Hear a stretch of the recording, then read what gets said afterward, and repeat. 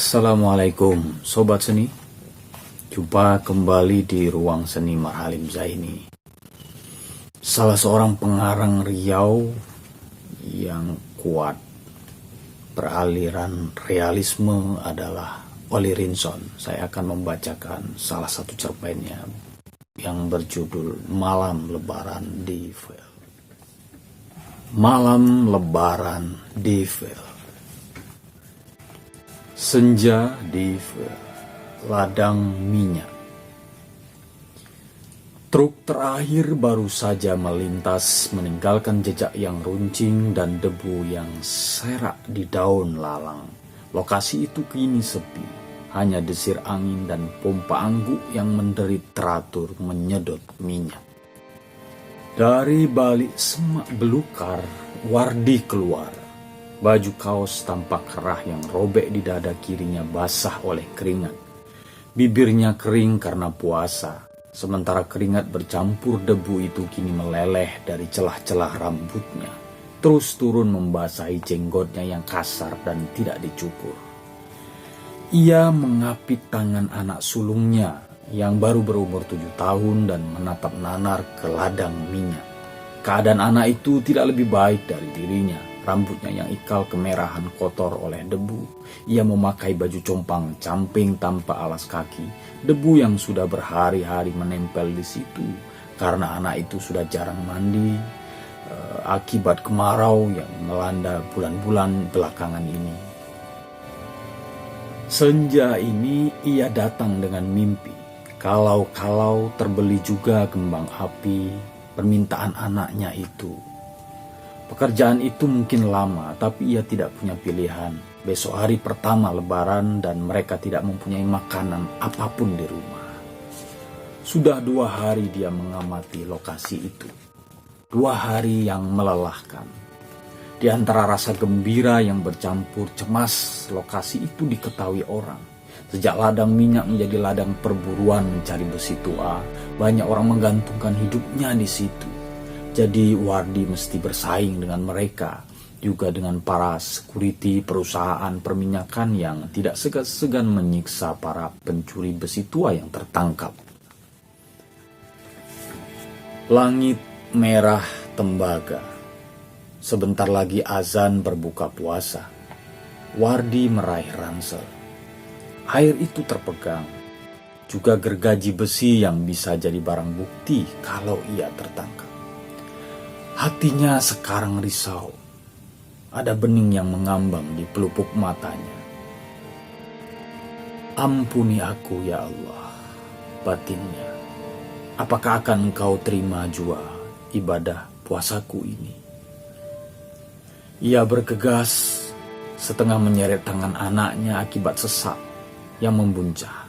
Dalam matanya terbayang anak 1,5 tahun yang kehabisan susu dan istrinya yang hamil yang saat ini sedang menunggu dengan perut kosong.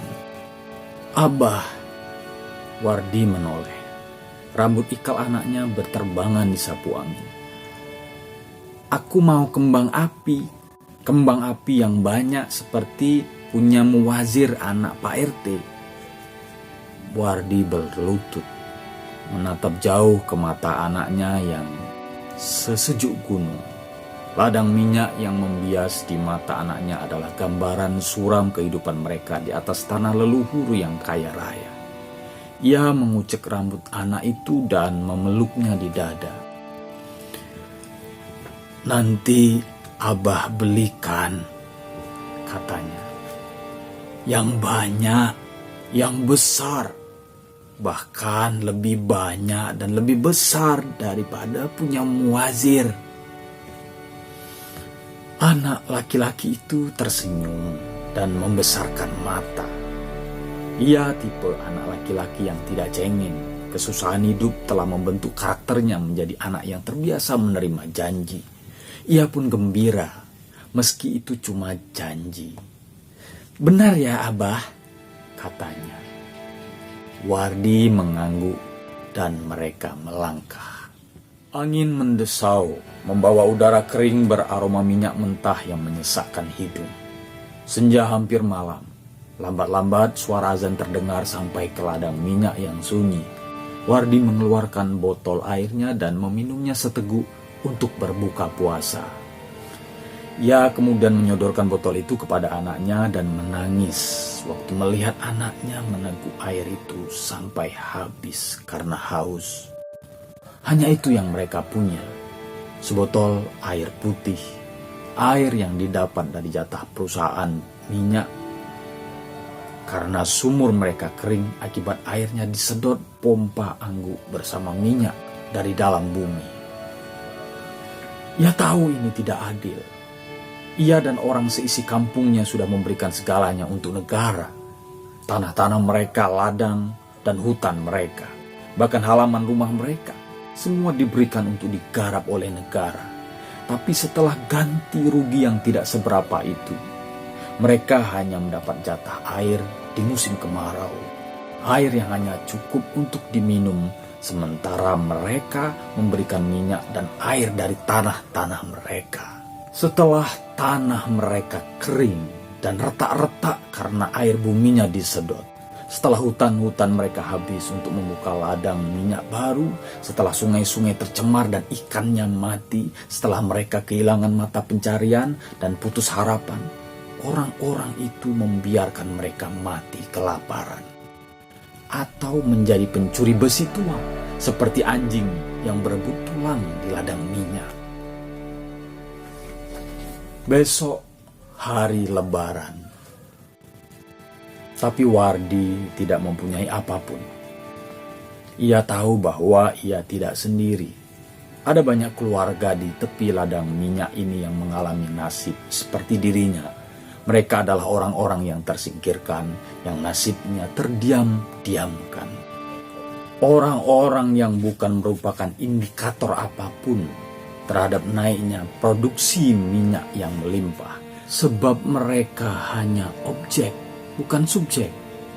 Objek untuk dieksploitasi, digarap habis-habisan untuk kemudian dibiarkan menjadi pencuri di atas tanah-tanah mereka sendiri. Wardi menghapus air mata. 5 langkah lagi mereka tiba di tempat itu. Tempat di mana pipa 4 inci menyembul dari dalam tanah. Pipa berkarat dari sumur minyak yang mati. Semak belukar menolongnya, jadi dia tidak terlihat dari luar. Wardi sudah memeriksa tempat ini dari kemarin. Ia memastikan bahwa pipa itu tidak mengalirkan minyak lagi. Panjangnya sekitar 8 meter dan tertimbun tanah serta daun-daun yang lapuk. Kedua ujungnya terbenam di dalam tanah. Ia secara tidak sengaja menemukannya ketika mencari besi di lokasi pengeboran yang baru tidak jauh dari tempat itu. Pikirnya kalau besi itu dipotong 3, ia akan bisa menariknya dan menjualnya kepada Lagan, penampung besi tua. Pokoknya, kalau kau bawa besok, aku akan menyediakan uang, kata Lagan ketika ia menghubunginya tadi pagi. Kau tahu, aku tetap buka walau hari besar sekalipun. Ada barang, ada uang, tapi jangan terlalu siang. Aku mau pergi bersama keluarga. Jadi ia bergegas sekarang. Kalau ia berhasil menarik besi itu, setidaknya ada beras besok di rumah dan kembang api untuk anaknya. Ia meminta ampun sekali kepada Tuhan. Ada sesak yang begitu merasuk. Ia bukan pencuri, tapi dipaksa. Daripada keluarga dan anaknya mati kelaparan, ia harus menempuh jalan ini. Sekarang ia sudah melangkah terlalu jauh, jadi ia tidak mungkin untuk kembali. Di sebuah papan baliho yang tertutup semak-semak yang meninggi, Wardi berhenti. Ia menurunkan ransel dan menatap sejenak tulisan di papan peringatan itu. Usia membuat tulisan itu kabur dan buram, namun dalam keremangan senja masih bisa terbaca tulisan itu. Berbahaya, daerah mengandung gas. Ia menoleh ke kiri dan ke kanan. Aman. Pipa anggur itu masih berputar. Dalam kesunyian senja hari, suaranya begitu dominan sehingga pasti bisa mengalahkan suara gergaji besi tua. "Kau tunggu di sini ya, Jang," katanya kepada anaknya. Anak laki-laki itu mengangguk, menggenggam ransel tua milik ayahnya dan duduk di bawah papan pengumuman itu sambil mengusir nyamuk yang mengganggu. "Abah akan usahakan cepat. Setelah putus nanti kita tarik dan baru kita potong di tempat yang aman. Jangan khawatir, ini pipa sumur mati. Tidak kita ambil pun, pipa ini akan dibuang juga oleh perusahaan minyak yang kaya itu." Anak itu tidak menjawab. Memandang ke sebelah kanan melewati sebatang pohon akasia tua yang meranggas. Ia melihat pompa anggur itu dan teringat bagaimana di rumah mereka susah sekali mendapatkan minyak.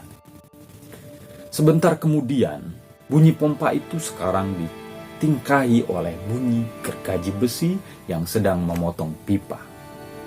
Anak itu memperhatikan bagaimana abahnya bekerja untuk mereka. Kadang-kadang kalau gergaji itu begitu kuatnya menggesek pipa, ia melihat bunga api kecil memercik saat abahnya memaju mundurkan gergaji itu. Ia senang dengan itu, teringat akan kembang api yang dijanjikan oleh abah. Sekarang kegelapan hampir menutup rimba raya. Tapi anak itu tidak takut. Selama masih bersama abah, ia aman. Ia tahu bahwa pekerjaan ini akan lama, tapi ia suka melakukannya. Sebab kalau ia pergi bersama abah mencari besi tua di Fields, pulangnya mereka pasti membawa beras. Tentu saja setelah besi-besi itu dijual di toko Bang Lagan. Bunyi gergaji yang memotong pipa tua itu terus berderit-derit, berselang-seling dengan bunyi pipa anggur yang terus bekerja menyedot minyak. Krik, kriuk, krik, kriuk. Di kejauhan, kumandang takbir menyambut malam lebaran mulai berkumandang. Sayup-sayup suaranya sampai ke sini. Anak laki-laki itu berdiri sebentar, menoleh kiri dan ke kanan dengan pandangan sia-sia, karena di sekitarnya hanya kegelapan. Samar-samar ia melihat punggung abahnya yang mandi keringat memotong pipa. "Abah, sudah takbir, Abah." Abahnya tidak menyahut. "Kembang api, Abah. Aku mau main kembang api." Wardi menangis. Air matanya jatuh ke atas pipa berkarat dan membasahi permukaan benda yang sedang ia potong. Itu air mata kesedihan, air mata penyesalan karena harus mencuri di malam suci dan agung seperti ini. Tapi keluarganya lapar, mereka butuh makan, pakaian bagus, juga kue-kue untuk lebaran besok. Ia juga butuh kembang api untuk anaknya yang mulai merengek meminta itu. "Abah, aku mau ikut takbiran, Abah. Aku mau main kembang api. Kita pulang ya, Abah. Aku mau kembang api."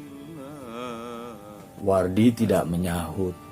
Ia mempercepat laju gergaji itu secepat yang ia bisa. Kalau perlu, ia akan menyeret pipa itu semalam-malaman agar bisa membeli kembang api itu. "Abah, kembang api." Wardi makin menggila. Sekarang bunga-bunga api keluar dari mata gergaji itu karena digesek sedemikian rupa. Anak itu terpesona, berhenti merengek sebentar. Gergaji itu hampir mencapai garis tengah pipa tersebut.